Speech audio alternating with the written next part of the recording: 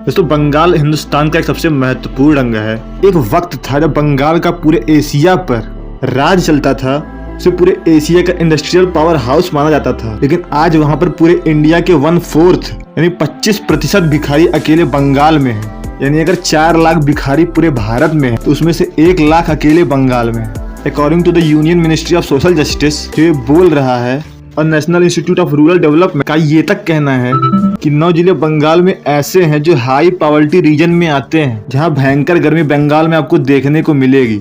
Even national crime report bureau NCRB का कहना है कि पूरे देश में अगर औरतों और बच्चों को सबसे ज्यादा कहीं बेचा जाता है यानी ह्यूमन ट्रैफिकिंग जहाँ पे होता है, उन क्षेत्रों में तो बंगाल नंबर 1 पे है। दोस्तों बंगाल की 75% पॉपुलेशन अभी भी गाँव में रहती है। उसके ऊपर से पॉलिटिकल वायलेंस, इलीगल इमिग्रेशन, जहां बांग्लादेश से, म्यांमार से घुसपैठी बंगाल में घुसकर राज्य की हालत खराब कर रहे हैं, और राजनीति में भी गुंडों का शासन, ये सारी चीजें बंगाल की कल्चरल हेरिटेज, इकोनॉमिकल हेरिटेज को बर्बाद कर रही है। दोस्तों इस वीडियो में इन सारी समस्याओं को डिटेल में देखते हैं।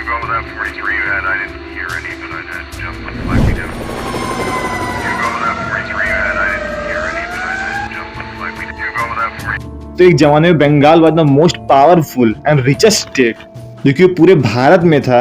हमारा बंगाल इतना अमीर था, इसकी पूरे महाद्वीप में, कॉन्टिनेंट में बात चलती थी। इतना ही नहीं, कल्चरल हेरिटेज की बात करें तो आपका दिमाग फट जाएगा। फॉर एग्जांपल आजकल देखें जैसे अरिजीत सिंह, श्रेया घोषाल, कुमार शानू, शान, RD बर्मन, SP बर्मन, बप्पी लहरी। बंगाल पुराने समय से आर्टिस्टों की एक नगरी की तरह है। बंगाल में सिंगिंग, डांसिंग, पेंटिंग, राइटिंग यानी किसी भी तरह का आर्ट तो बंगालियों का प्रमुख धर्म रहा है। तो भारत से Nobel prize laureate Rabindranath Tagore, Amartya Sen, Abhijit Banerjee, Oscar winner Satyajit Ray तो बंगाल के नामी आर्टिस्ट रहे। इतना ही नहीं, स्पिरिचुअल लीडर की बात करें तो स्वामी विवेकानंद भी बंगाल से थे। रामकृष्ण परमहंस, चैतन्य महाप्रभु, ऐसी भक्ति वेदांता स्वामी प्रभुपाद के नाम का इस्कॉन पूरे दुनिया में विराजमान है। ये सब बंगाल से ही थे। मतलब मैंने बोला ना, बंगाल आर्टिस्टों की नगरी रही है, कलाकारों की नगरी रही है। लेकिन अंग्रेजों के काल से बंगालियों को ऐसी नजर लगी कि तब से बंगाल लगातार एक बहुत बुरे दलदल में घुसता जा रहा है। क्या हुआ था ब्रिटिशर्स के आने के बाद? वो बंगाल में अगर कुछ ऐसे इंफ्रास्ट्रक्चर डेवलपमेंट करते हैं, जैसे बंगाल में सबसे ज्यादा रेलवे लाइंस बनाई गई, रोड बनाई गई और पोर्ट्स बनाई गई, और इतना सारा डेवलपमेंट बंगाल की इकोनॉमी को और बढ़ाने के लिए नहीं, ये सब अंग्रेजों के द्वारा इसलिए किया जा रहा था ताकि बंगाल को और भी अच्छी तरीके से लूटा जा सके। अब सोच कर देखिए, जो हालत हजारों सालों से मिडिल ईस्टर्न इन्वेडर्स नहीं कर पाए थे, वो अंग्रेज टेक्नोलॉजी की वजह से 200 सालों में पूरे भारत कंगाल कर डाला। और उसमें बंगाल को उन्होंने इतना लूटा कि जिस राज्य की इंडस्ट्रियल पावर हाउस की गाथा और अमीरी की गाथा पूरे एशिया में गूंजती थी, वहां भूखमरी फैल गई। और इतनी भयंकर भूखमरी फैली कि लगभग 30 लाख लोगों ने भूख से तड़प तड़प कर अपना दम तोड़ दिया। इस बात को आप समझिए, थोड़ा समय दीजिए। पूरे भारत में नहीं, पूरे एशिया के सबसे अमीर राज्य को इतना ज्यादा लूटा कि आने वाले अमीरों की पीढ़ियां भूखमरी से तड़प तड़प कर मर गई। एक बहुत ही अजीब ऑक्सीमोरोन की तरह लगता है, जहाँ पे एक तरफ तो एक्सट्रीमली अमीरी है तो दूसरी तरफ इतनी गरीबी है कि भूखमरी की वजह से लोगों ने जान दे दी। अभी कुछ सालों में वहाँ पे लगभग 30 लाख के करीब लोग मरे थे। इसे भारत की सबसे डेडलीस्ट फेमाइन के नाम से कंसीडर किया जाता है।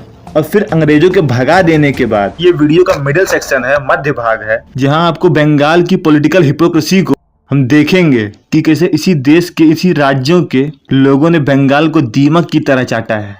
दोस्तों ईयर 1948 अकेले वेस्ट बंगाल ने 1,07,000 के करीब इंजीनियर्स को इंजीनियरिंग इंडस्ट्री से जॉब मिली थी। वही बॉम्बे, जिसे आज भारत की सबसे बड़ी अर्थव्यवस्थाओं में से एक माना जाता है, उस वक्त वहां पर सिर्फ 54,000 इंजीनियर्स को ही जॉब मिली थी। यानी बंगाल को इस हद तक खत्म कर दिया था अंग्रेजों ने। फिर भी बंगाल बार बार खड़ा हो जाता था। यानी उसके अंदर अभी भी इतना लोहा था कि वो बड़ी बड़ी अर्थव्यवस्थाओं को बार बार टक्कर देने के लिए खड़ा हो जाता था। लेकिन धीरे धीरे वेस्ट पॉलिटिशियंस की वजह से बंगाल में, जो कि पुराने जमाने के बिजनेसमैन का गढ़ था, उसी राज्य में बिजनेस से इतनी नफरत बढ़ाई गई कि 1998 आते आते वो सारी चीजें अभी भी पूरे देश में बड़ी बड़े राज्यों को डायरेक्ट टक्कर दे रही थी, वो सब कोलैप्स कर गया।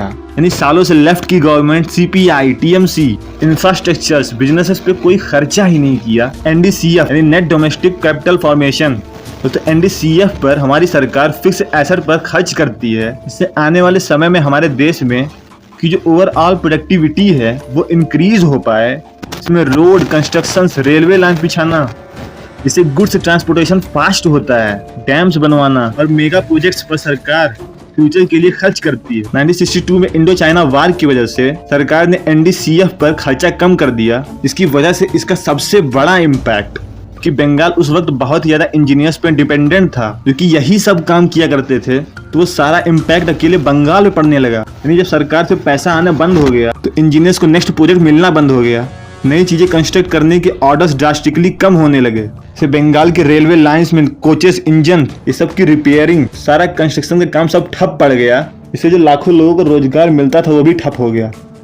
फिर 1967 में कार्ल मार्क्स की आइडियोलॉजी वाली मार्क्सवादी विचारधारा की सोशलिस्ट मूवमेंट वाली लेफ्ट की पार्टी पॉलिटिक्स संभालती है, और इस मार्क्सवादी आइडियोलॉजी का जो सबसे बड़ा दुश्मन है वो है एक बिजनेसमैन। इन सोशलिस्ट मूवमेंट का सिर्फ एक ही एजेंडा होता है कि बिजनेसमैन को खत्म कर देना है। ये लोग पूरी जनता को प्राइवेट बिजनेस के खिलाफ इतना भड़काते हैं, इसकी वजह से जनता वहाँ पे बार बार कंपनियों के खिलाफ स्ट्राइक पर बैठ जाती थी, और ये अचानक से इतना ज्यादा होने लगा कि हजारों कंपनियों में हजारों वर्कर बार बार स्ट्राइक पे बैठ जाते थे। इससे कंपनियां कभी काम ही नहीं कर पाती थी, और कभी कभी तो कंपनियों के मालिक कर्मचारियों की अननेसेसरी डिमांड की वजह से अपनी फैक्ट्री बंद कर देते थे, यानी लॉकआउट्स।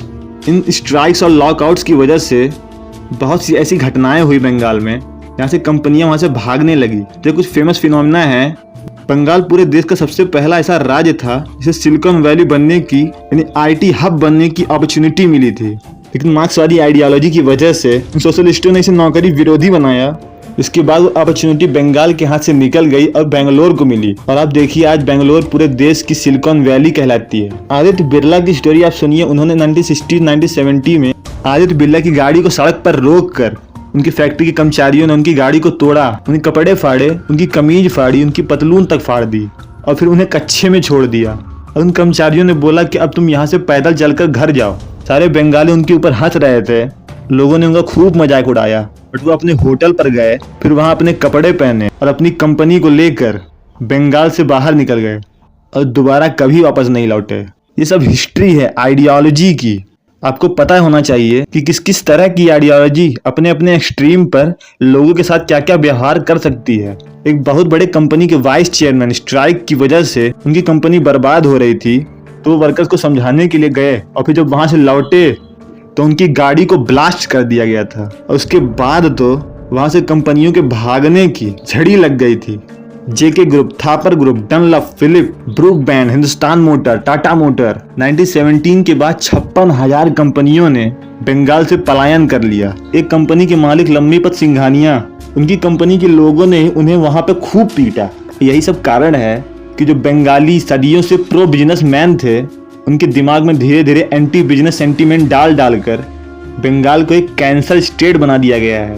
यही ममता बनर्जी जो अपने आप को माओ पार्टी या फिर समाजवादी पार्टी का इतना बड़ा विरोधी बनाती है। 2006 में जब रतन टाटा बंगाल गए, तो उस वक्त 2006 में ही उन्होंने टाटा के खिलाफ जंग छेड़ दी थी। आप सोचिए कि अपने आप को मार्क्सवादियों का विरोधी कहने वाले लोग ही उसी आइडियोलॉजी से किस तरह से ग्रस्त थे। यानी बीते 60 सालों में ये बंगाल का सेंटीमेंट बन चुका था। मार्क्सवाद और माओवाद की आइडियोलॉजी को समझने के लिए आप चीन और नॉर्थ कोरिया को छोड़कर बंगाल को भी एक सबसे बेहतरीन एग्जाम्पल मान सकते हैं। इससे बहुत कुछ समझ आता है। इतना ही नहीं, आप नक्सलियों की कहानी सुनेंगे तो आपको और ढंग से समझ में आएगा। ये एक मेजर रिमार्केबल एविडेंस इस बात का भी है कि जब बंगाल भारत जैसी हिंदू धर्म जैसी लिबरल आइडियोलॉजी में था, तब बंगाल पूरे एशिया में टॉप था। इवन अंग्रेजों के इतने मेजर डिस्ट्रक्शन के बाद भी वो सर्वाइव कर सकता था।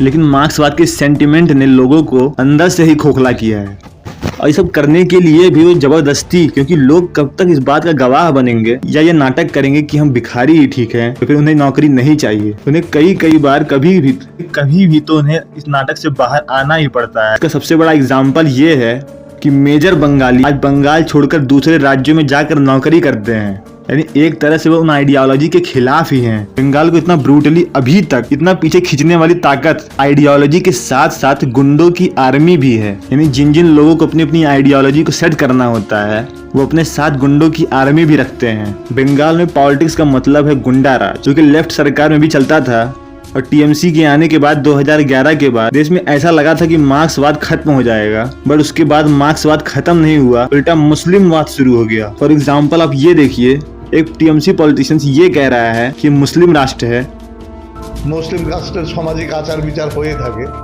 और इस औरत को यहाँ पर सरिया लॉ के हिसाब से पीटा जा रहा है।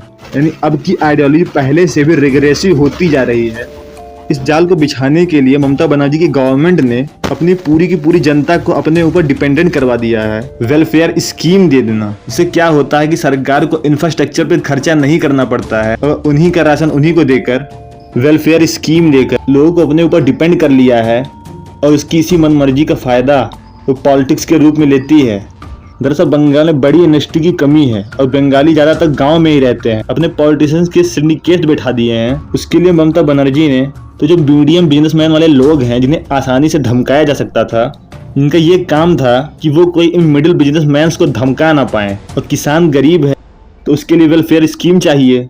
रिक्शा वाले और अदर पीपल जिन्हें शहर में काम करने के लिए परमिशन चाहिए, तो इन सभी स्कीम्स को आसान बनाने के लिए, लोगों को गुंडों से छुटकारा दिलाने के लिए ममता बनर्जी ने ऐसे लोगों की फौज खड़ी कर दी है जो उनके इंडिपेंडेंसी प्रोग्राम को बनाए रखते हैं। ये काम ममता बनर्जी ने जब वो पार्टी में नहीं थी उससे 4 साल 5 साल पहले ही शुरू कर दिया था। इसकी वजह से ही वो पार्टी में आ पाई, बट इनका काम धीरे धीरे बदल गया है। ये पॉलिटिकल पार्टी वर्कर्स जो रिक्शा वालों, बिजनेस ओनर्स या फिर वेलफेयर स्कीम को गरीबों तक पहुंचाने के लिए बनाए गए थे, ये सब उल्टा ही लोगों को लूटने लग गए और लोगों को धमकाने लग गए। और ये एक बड़ा कारण बना ममता बनर्जी को इलेक्शन जिताने के लिए। गांव में वेलफेयर स्कीम की वजह से जब भी कोई स्कीम लोगों को मिलती है तो ये पॉलिटिकल पार्टी वर्कर्स उसमें से कट मनी लेते हैं, और जो लोग मिडिल क्लास बिजनेसेस को गुंडों से बचाने के लिए लगे थे शहरों में, उल्टा उन्हीं को लूटने लगे। और यही सारे पॉलिटिकल पार्टी वर्कर्स किसी भी मेजर इंसिडेंट में आपको दिख जाएंगे।